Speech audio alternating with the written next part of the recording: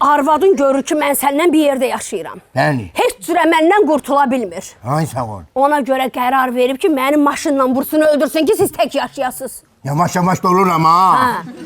Biraz da doldur beni. Dayan hələ çağırma. Öz də mənə bax. Hə. Sən arvadın arvad deyil ha.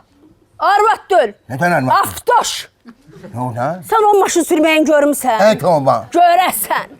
İdrak görəsən. Nədən? Aç ki gözündə. Vay vay vay. Bir əli rulda. Bir əli pəncərədən çöldə. Meyxanaya da polnu xod verib. Ha. Xatirələrdə qalmışsan ay xan. Elə bilirlər qocalmışsan ay xan. Ay sağ ol. Ha, bunlar mənim torbamı tikməyə gəlir. Gəlin görək kim kimi sökməyə gəlir. Çox içmişdi, bakalı çıxdı əlindən. Ana, bir Çəmizliğin dənə saxla. medalı çıxdı. Bir dənə saxla. Bir dənə mənim üçün bəy tərifi.